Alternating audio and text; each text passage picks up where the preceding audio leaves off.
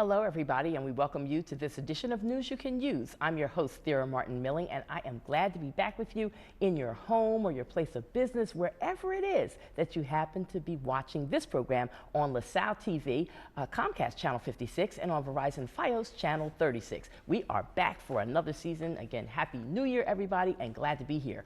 On the program today, we're going to take a significant portion of our time to really shine the spotlight on a wonderful organization that is there to speak up for, to fight for, to support, to love, and do all that good stuff for veterans here in the city of Philadelphia. I'm talking about the Pointman Soldiers Heart Ministry, and I just became familiar with them about 4 or 5 months ago now, and I'm still scratching my head. How is it I didn't know about them before now? And so I am excited to share them with you, those of you who are watching the program today. And then when we turn the page a little later on in the program, we're going to chat with Dr. Tina Scott. She is a clinical therapist, and she's going to help us make sure that we have a good mental health check. We're in the winter season. A lot of people get the winter blues. You know, it's cold out, it's dreary, and she's going to tell us how we can lift ourselves back up. So stay along for the ride. We'll be back in a moment with News You Can Use.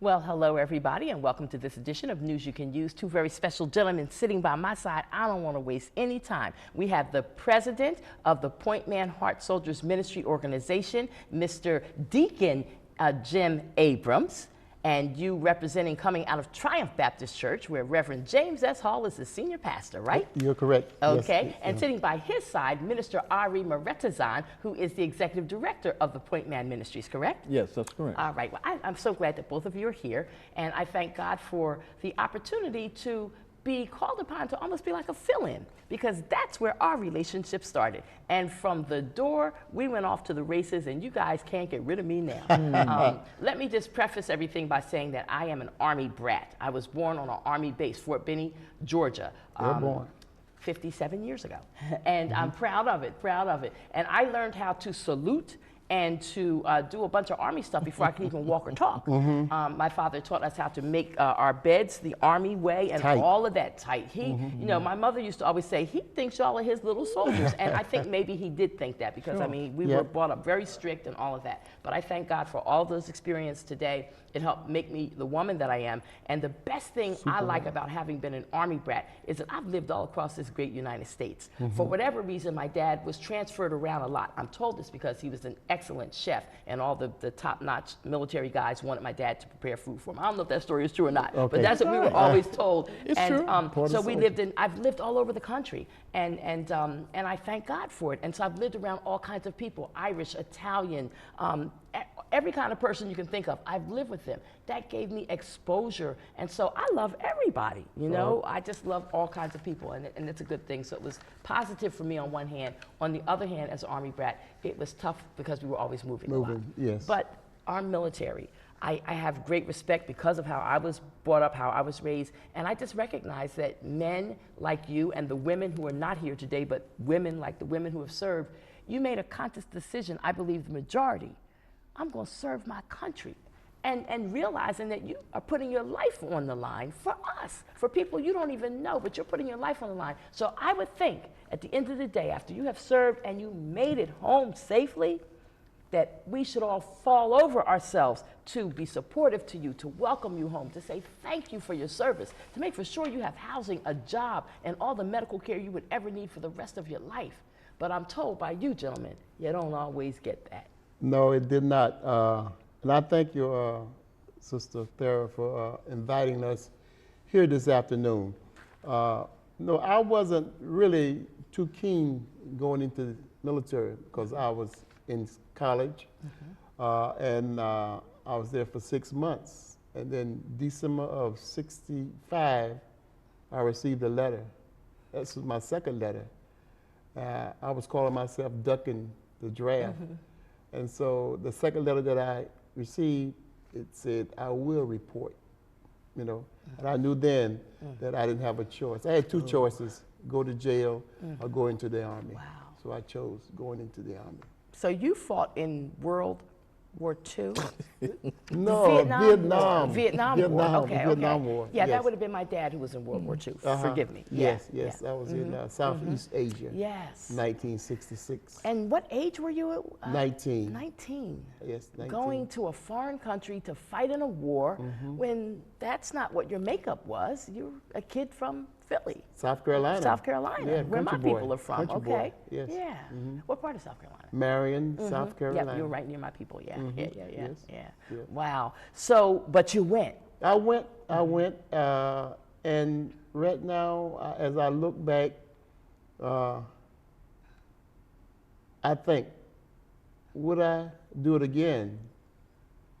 And without fear of contradiction, you know, I would, because this is my country too, Yes. you know, and I would go back. I would go back, but then again, I wouldn't encourage the young people now to volunteer and go into the Army unless they're drafted. They need to get their education. That should be prevalent, you know, with our young kids today. Get an education.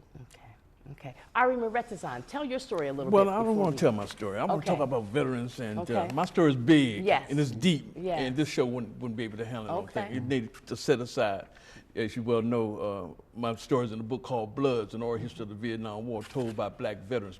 The chapter is chapter 7. That's chapter, that book was used to make the movie Dead Presidents. All right, and Lorenz Tate played my character. He was the lead actor in that. But what I want to do is talk about the consequences of war, which it doesn't seem like America understand or didn't factor in, especially as it relates to Vietnam. Yes. That's what I can speak to, and look like the same things apply here. That you have to look at the consequences of war. That you got men going in, men and women going in, and you got men and women coming out. But the emphasis on men and women going in. A less emphasis on men and women coming out. And so that's why you see this level of care is very low, although they try to mask it in welcome home, thank you for your service. But after that, they leave you alone, and that's the problem. And then they look at you as if you're some type of stepchild that you need to be attended to in such a way that you intended to in ways that you cannot attend to yourself. Well, some vulnerable veterans have that type of situation, but not all veterans. And what Pointman tried to do is to try to change that public image, that we all are not dope addicts, homeless, uneducated or unemployed, PTSD, domestic violence. There are some. Those are our vulnerable veterans, right? And but there's an image that comes along with being a soldier of any country. That there's no greater citizen than a soldier who laid down their life for this country. And so they should be held very high on their return home. You don't see that here. In Philadelphia, you don't see anything in the subways about veterans. Philadelphia doesn't even have a director of Veterans Affairs, which they are required to do by law and put it in the budget. And see, that's the issue right now we're in, that many veterans benefits organizations, they can provide the type of piecemeal service they do to individual veterans, but there's no municipal infrastructure that supports that. Okay, so now some people would say to you, and this is where if you're not smart like you gentlemen and really know the real deal, you would think, oh, but Philadelphia has a mayor's commission on Veterans Affairs. What are you talking about? Again, what's the difference? That's Jim's favorite word. That's the obfuscation, meaning that the Veterans Advisory Commission is an appointed commission by resolution. That means that after whoever appointed them leaves office, then the next person don't necessarily have to keep that commission. But what trumps that commission is the Director of Veterans Affairs, which is required by state law. And it's been a law since 1955. And we've been breaking the law in Philadelphia? We call a state of, sure they've been breaking the law, have been even engaging in it. And in 2012, 9/11, September 11, 2012, we called a state of emergency because there was no infrastructure, veteran service infrastructure in Philadelphia. There was a lot of veterans organizations. I've been a member of a lot of them, right? All of them. But that's not what we're talking about. The city is obligated to serve and make its veterans as comfortable as possible upon their return. The soldiers will become veterans as comfortable as possible return. But the city don't even have a budget. You can have, I guarantee you, you cannot find the word veterans in their budget.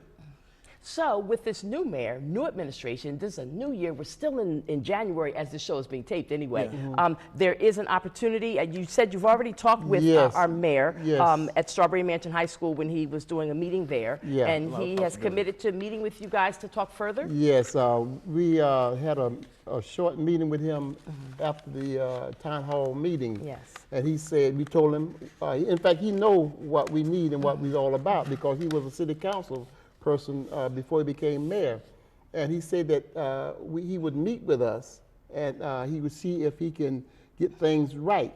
So I told him, I said, now you know, we need this. We need a person that's going to work on the veterans' behalf to the VA. Yes. That group, the commission, they have to report to the president of city council. Let me pick it up from there, Jim. Go ahead. Yeah, the Veterans Advisory Commission reports to city council. They give the report. They give pretty much the weather report of what's going on. The director of veterans, and that means they don't even have to even provide services to veterans, right? Right. But the director of Veterans Affairs has a codified relationship with the veterans and their family directly to the VA. They serve as a go-between, a liaison between the VA and the families of veterans. So if any problem comes up, then that Director of Veterans Affairs will be able to report it, and then maybe the Veterans Advisory Commission would then report it on up. But that's the structure. And absent a Director of Veterans Affairs, the types of services that are being provided to veterans are pretty much piecemeal, you know, because they're not grounded in the city. I know that there was that big report about the Veterans Administration hospitals and the nightmares and the long wait between when you call to say, I'm sick and I need help, doc, to when a veteran would actually get help. That's just one, that was one big blowing of what's going on. There's so much going on. But for veterans who are watching this show right now, who want to stay plugged into the Pointman Soldiers Heart Ministry, I said it wrong before, forgive me for that. That's all right. They can come out to your meetings. You have meetings when, where, and how long? Yes, we have meetings, monthly meetings, on the third Saturday of every month at Triumph Baptist Church, Germantown and Hunting Park. This is where we meet and we come together as veterans. You know, this city, you can think they're vet friendly, but the people that work in the administration, past administration, they're not veterans. Most of them don't have a veteran's heart. The only veterans on city council is Councilman David O, but he's not a combat veteran. All right, he's a Cold War veteran. All right, but the city council people, they should be the first one. I remember Lucius Blackwell. He was in the Marine Corps. You know, you seem like they would have a veteran spirit in the city council because we are, as Ari say, we are the select group. The ones who put their lives on the line back then. Now, right now, we are suffering. You know, if you're a veteran, you suffering, that means that I'm going to suffer. All right? Ari see the suffering. He's going to come up and try to alleviate some of the pain that we're going through. We're only touching the tip of the iceberg, and it's like you said, the story is so big and so long. But things like if a veteran is denied benefits, they come to you guys and they're disheartened. I need help. You all will help them go back. You'll fight for them. You'll talk for them. Sure we will. We initially started out as a Veterans Benefit Service Organization that is helping individual veterans. But when we found out and understood that the city was not providing the types of support that is required, the municipal support, well, we are very hopeful of the new mayor, Jim Kenney, because he understands that the Director of Veterans Affairs should be under the mayor's office as opposed to a resolution-based Veteran Advisory Committee who only advises the city, really doesn't do anything for veterans, although they say they do, and they may be doing some things, but not in such a way that it honors the status of veterans and by having a Philadelphia Department of Veterans Affairs. That's what we want Jim Kenney to do, to move it from under the President Darrell Clark and put it onto his office. That's where it's required. And once that happens, then that's the type of supportive mechanism that the VA respect, because they don't respect individuals and they don't respect individual organizations. If people want to know more about you, aside from showing up at the meetings, the third Saturday of every month, 11 a.m., Triumph Baptist Church, which is at Germantown and Hunting Park, where Reverend James S. Hall is the senior pastor. That's right. They can call, or they can go to your website. So give us phone number and website. Okay, they can call me at 484-557-3243, 24/7. Again? All right, 484-557-3243. All right, Brother Ari Marantazon? Yeah, my number is 215-850-1699. They also look at our information on online on the web, Pointman Soldiers Heart Ministry.org, and they also go to our Facebook page where we really use that a great deal, and go to our Facebook page, Pointman Soldiers Heart Ministry. And it's not just about coming to the meetings where you'll get a lot of great information and you can get some help too, but you would like people to join your membership, because having a membership helps to fuel some of the projects that you do. As we always say, there's strength in numbers, you know, and this is what we're trying to get the veterans community in Philadelphia to understand.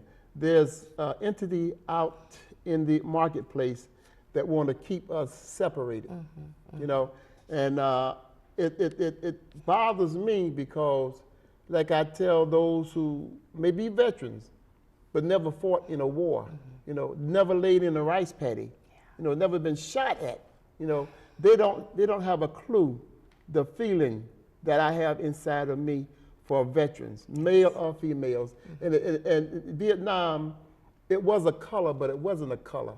You know, my best friend was a Pennsylvania Dutchman, upstate Pennsylvania. Bill Huff is his name, you know, and I would die for him.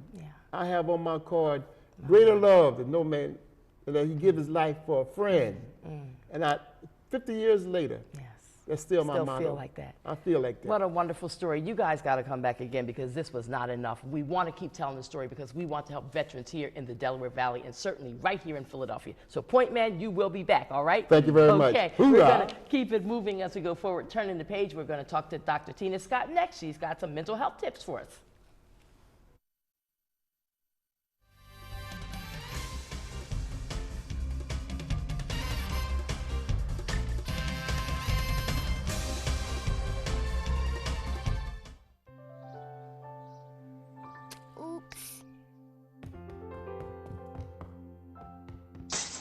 Uh-oh. Get on top of it before they do. Every 24 minutes, tipped furniture or a falling TV sends an injured child to the emergency room. Preventing tip-over incidents is easy, inexpensive, and only takes 5 minutes. Learn how to secure your furniture and TVs to protect children at anchorit.gov.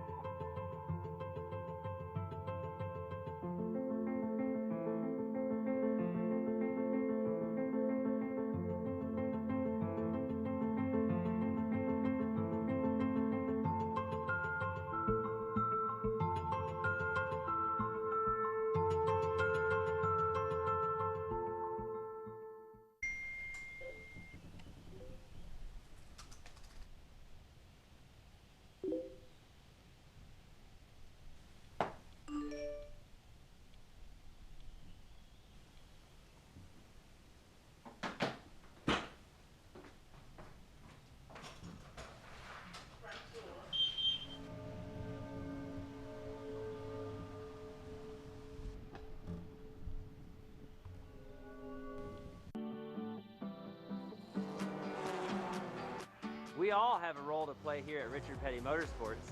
We respect each other, work hard, and that helped us get the big win in Daytona. My partners in the U.S. Air Force also know that it takes a team to make each mission a success. Your coworkers, family, and friends are your team. Treat them with respect, and together you can accomplish great things. This message is brought to you by the U.S. Air Force.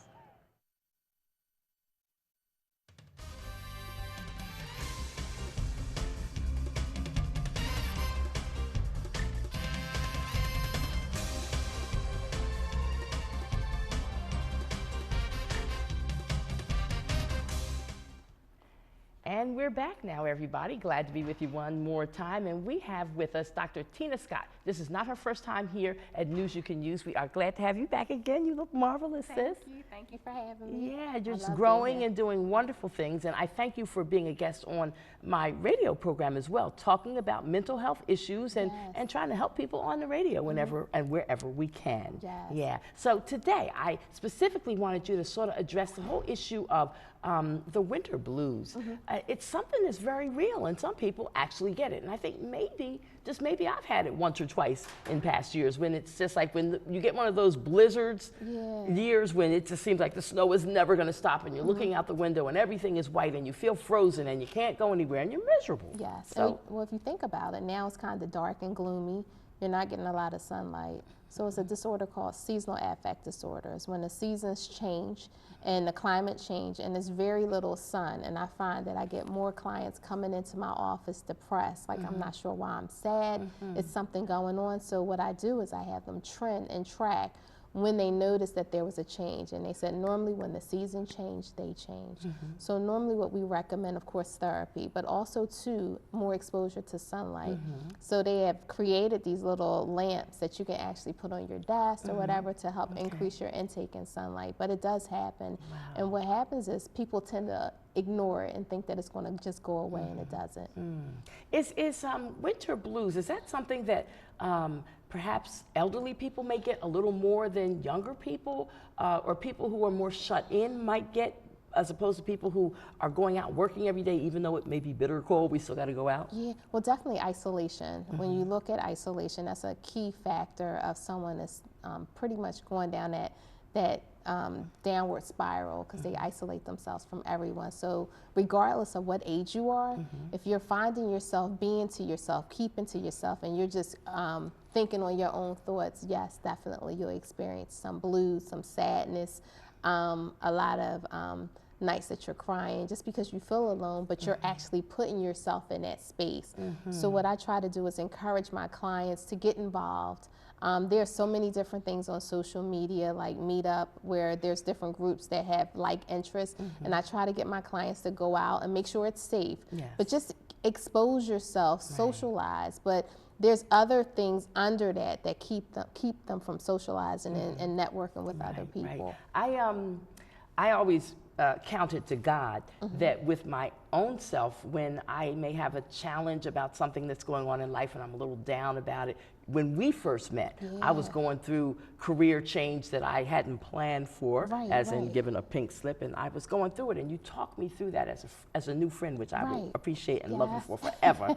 But you know, challenges do come in our lives, and what I have come to do, and it's nothing but God, is I just ask God to lift it up off of me. And then I do just like a dog would do after you get out of the bath, out of the water, and you shake yourself off like dogs do. I do that. And I say, shake it off. And then I just keep it all moving. That works for me. And because I'll say, I'm feeling depressed. I'm like, no, that D word, I'm not depressed. And then I shake it off. And that's kind of worked for me. But I understand at the same time, other people that they go deeper in the sadness or the depression about whatever may be going on in their life, and it's not so easy to just shake it off like a dog getting out of a bath. And you know, sometimes people get in depression, and the goal for depression is actually to get it to grief, so you can actually resolve it. But what happens is depression is when we have painful thoughts, and then sometimes we'll have those painful thoughts and they get stuck. And then we can't get out. We just keep playing it over and over and over.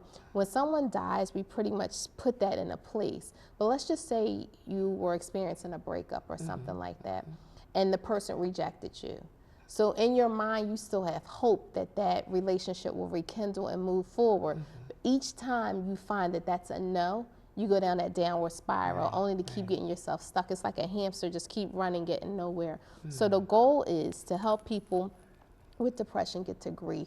So you were able to get through it with someone talking you through and having a good support system, which is one thing to help you through depression. Some people actually need medication because then they have a severe chemical imbalance in their brain. And I know there's like a big controversy when to use medication and when not to use medication. But some people, when they have a chemical imbalance, it is definitely necessary. Boy, and that's a whole nother show too that we could Yes. do. But before we wind down, and because I was talking about veterans earlier in the show, Yeah. I understand that sometimes when people come back from war, when they've seen atrocities, when they've seen terrible things happen, when they may have had to do some terrible things to save their life and to save other people's lives around them, that in and of itself, I'm sure, is a cause for some who would need to see a person like yourself. Very traumatic experiences. They suffer from post-traumatic stress disorder or a different brain type of injury. And a lot of times when they come back, people see them leave one way and they come back totally different. They don't understand it. They have a lot of different night terrors. They need something, but people are saying, why can't you give me something? And they don't know how to actually provide them with the coping mechanisms to keep on moving forward. In their mind, it's like, just get over it. Just be the person that you used to be. This person in this picture, I want you to be that person, not totally understanding. So education is important all the way around so they can understand the healing that needs to take place. Which brings me back to State Senator Vincent Hughes. I'll always give props to him for the mental health conferences that he used to do. I think he may be cooking some more upcoming in the future because the issue is still out there. And for the African American community, it's about breaking the silence on the subject and not being afraid to talk about mental health challenges, be that from veterans or the little boy we had 12 years ago who's now acting very differently than he used to because there's some kind of a mental imbalance. Yes, Senator Hughes definitely had a passion. I had an opportunity to work with them when they put that together, and it was just so important to break the silence, to get out there. Listen, you don't have to suffer by yourself. There's a bunch of people, a bunch of organizations that can actually help you. Yeah. Well, I would close by saying that State Representative W. Curtis Thomas, who is a lawmaker here in Philadelphia, he is going to be doing a 2-day mental health conference. It's going to take place on the campus of Temple University, February the 4th and the 5th. So if you're interested in breaking the silence and learning more about mental health issues, you might want to check that conference out. Call his office, State Representative W. Curtis Thomas. He is easily found in the 411 telephone system. So That's awesome. wanted to put that out there. And I thank you so much, my friend, thank for coming you. today. Thank you. And we hope that you will come more regularly and be on the show, Yes. the radio program, and hear mental health is an issue in our community. Yes, It is, yes. and we got to stop keeping it quiet. Let's break that silence. All right, give a phone number where people can find you. 215-519-2531. And your fabulous website.